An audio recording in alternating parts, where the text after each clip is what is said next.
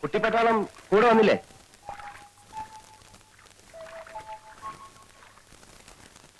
പേരെന്താ? പേരില്ലേ? അതെന്താന്നാ ചോദിച്ചത്? രാധയുടെ കാരണവന്മാര് രാവിലെ കല്യാണാലോചിച്ച് വീട്ടിൽ വന്നിരുന്നു. നിൽക്കൂ. നിങ്ങളുടെ നാട്ടിലൊക്കെ കുട്ടികളാ കല്യാണാലോചിക്ക? അങ്ങനെയാണെങ്കിൽ പിന്നെ രാധ മാത്രമായിട്ട് എന്തിനാ പോരായിരുന്നത്? അവര് ചോദിച്ചതിനൊക്കെ ഞാൻ മറുപടി പറഞ്ഞിട്ടുണ്ട് കേട്ടോ. ഇനി എന്തെങ്കിലും അറിയണേ ചോദിക്കാ, പറയാം. ഏയ്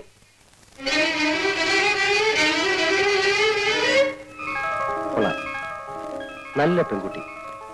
കല്യാണം കഴിക്കുന്നെങ്കിൽ ഇതുപോലെ പെണ്ണെ കഴിക്കും. പരിഷ്കാരത്തിന്റെ ചായം പൊള്ളാത്തും. അല്ല എങ്കിൽ പിന്നെ ഈ കുട്ടിയെ തന്നെ ആലോചിച്ചാൽ എന്താ?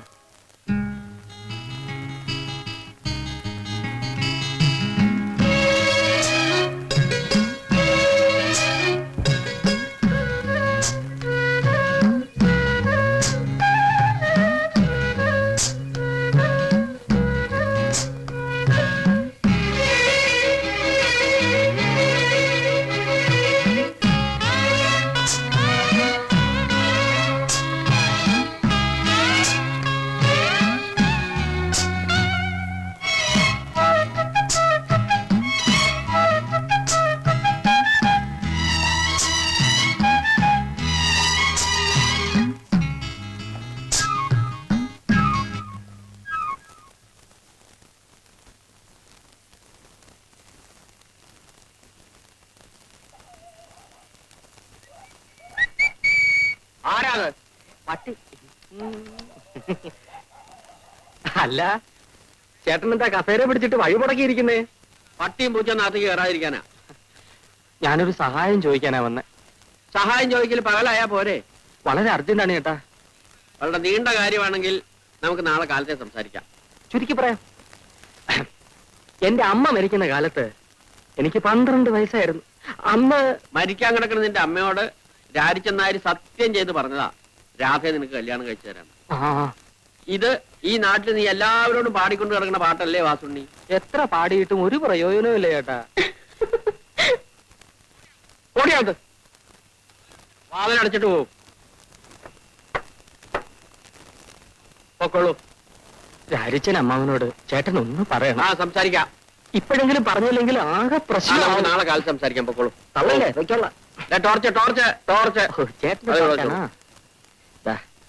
രാവിലെ തൊട്ട് വൈകുന്നേരം വരെ ആ പാവം മനുഷ്യ സ്ത്രീയെ പൂട്ടിയിടും. വയസ്സ് കാലത്തൊരു ചെറുപ്പക്കാരിയെ കല്യാണം കഴിച്ച് ബാക്കിയുള്ള ആണുങ്ങൾക്ക് ഈ പറമ്പ് കാലി കുത്തിക്കൂടുന്നു.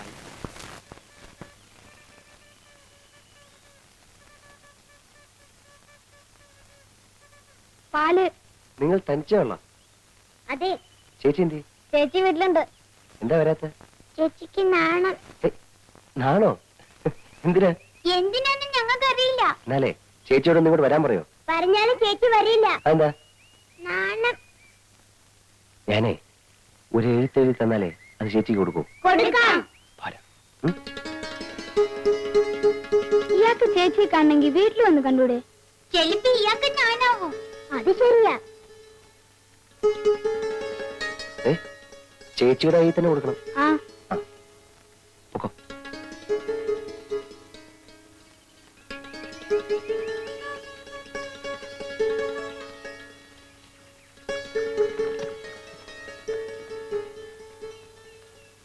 പ്രിയപ്പെട്ട രാധേ, പ്രിയപ്പെട്ട രാധേന്ന് വളരെ അത്യാവശ്യമായി ഒന്ന് കാണണം, വരുമോ എന്ന് ഞാൻ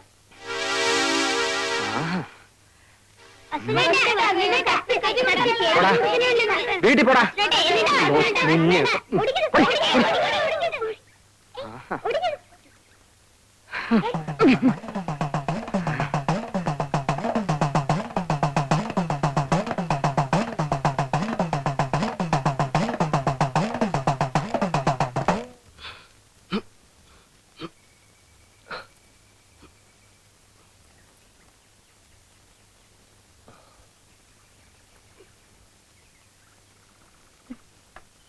ചേച്ചി, അയാള് ചേച്ചിക്ക് ഒരു കത്തെഴുതി തന്നു. എന്നിട്ട് എവിടെ? വഴിക്ക് വെച്ച് വാസുണ്ണീട്ടും വാങ്ങിച്ചു. നിങ്ങൾ എന്തിനാ കൊടുത്തത്? കൊടുത്തതല്ല, എന്റെ തട്ടിപ്പറിച്ചതാ. തട്ടിപ്പറിക്കാൻ എന്തിനു സമ്മതിച്ചു വേമ്പ് വാങ്ങിട്ട് വാ. ഇല്ല പോടാ.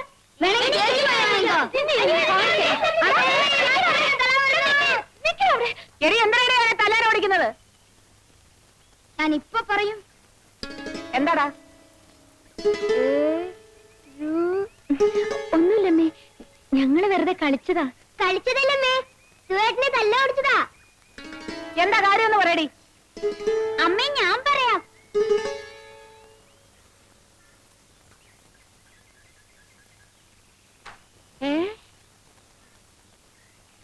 ഇവിടെ വാടി.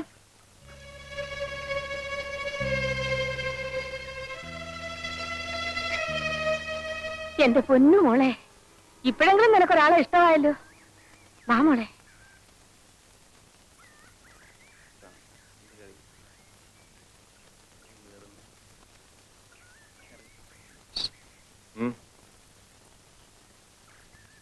ഞാൻ പോരാ.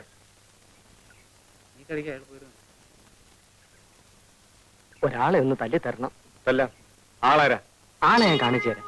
പക്ഷെ കേശവൻ ചേട്ടൻ ഒറ്റയ്ക്ക് പോരാ, ആളൊത്തിരി കരുത്തനാ. ഒരു 2-3 പേരും കൂടെ വേണം. കാശ് എത്ര തരും? കാശൊക്കെ ഞാൻ തരാമെന്നേ. നമ്മളിനി അങ്ങനെ വല്ലതും ഉണ്ടോ? ഞാനില്ലേ. അതുകൊണ്ടാ കടം പറ്റില്ലെന്ന് പറഞ്ഞത്. ചേട്ടാ, എന്റെ കല്യാണം കഴിഞ്ഞിട്ട് ചേട്ടന് ആവശ്യമുള്ള പണം ഞാൻ തരാം. എന്നാ പിന്നെ കല്യാണം കഴിഞ്ഞിട്ടല്ല. അയ്യോ, അതിന് മുമ്പ് കല്യാണം. 50 രൂപ വെച്ചിട്ട് കാര്യം പറഞ്ഞാൽ മതി. 50 രൂപയ്ക്ക് ഞാൻ എവിടെ പോവും? പിന്നെ സാറേ, വാസുണ്ണിയാ? സാർ സാറേ ഓഫീസ് വിട്ട് വരികയായിരിക്കും. അതെ. ഞാൻ സാറിനെ കാണാൻ വീട്ടിലോട്ട് വരികയായിരുന്നു. എന്താ? അടിയന്തരം ഒരു 50 രൂപ കടം വേണം. എനിക്കല്ല, രാജിച്ചനമ്മാവനാ, രാധയുടെ അച്ഛന്.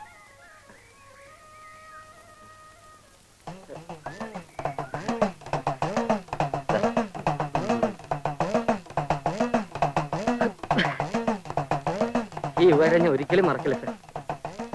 സാറിന് 8-8 മണിക്ക് വീട്ടിൽ ഉണ്ടാവോ? തരാനാ.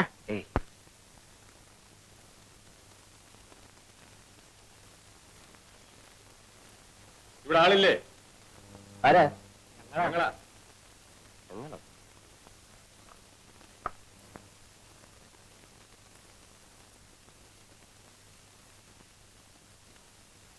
എന്താ? കൂലിക്ക് തല്ലാൻ വന്നതാ. കൂലിക്ക് തല്ലാന്? അതെ, നിങ്ങളെ. ഞാൻ ആരോടും തല്ലിനും വഴക്കിനും പോകാറില്ല. നിങ്ങൾ വല്ലണ്ട, ഞങ്ങൾ വലിക്കോളാം. എന്നെ അടിക്കരുത്. ഞാൻ ഒരു സമാധാനപ്രേമിയാ. ഒരു കവലിൽ അടിച്ചാൽ മറു കവലും കാണിക്കുക, അതാ എന്റെ ആദർശം. ഇതാ.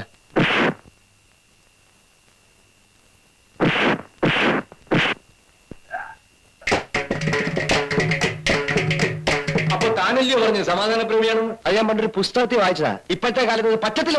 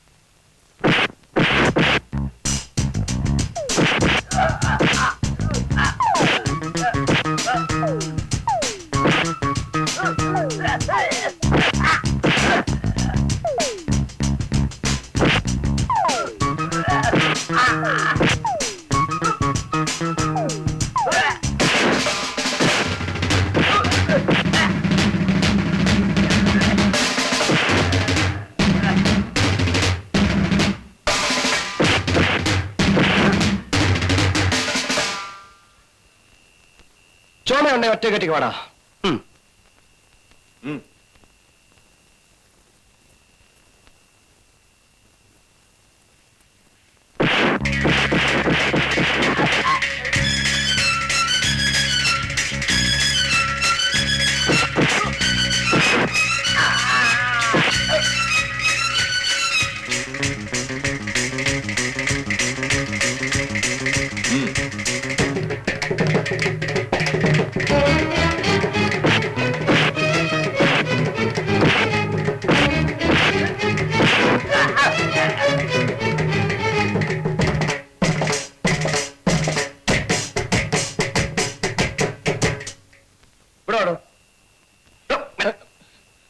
അയ്യോ സാറേ എന്നൊന്നും ചെയ്യരുത്. ആ വാസുവിന് പറഞ്ഞേച്ചു വന്നതാ.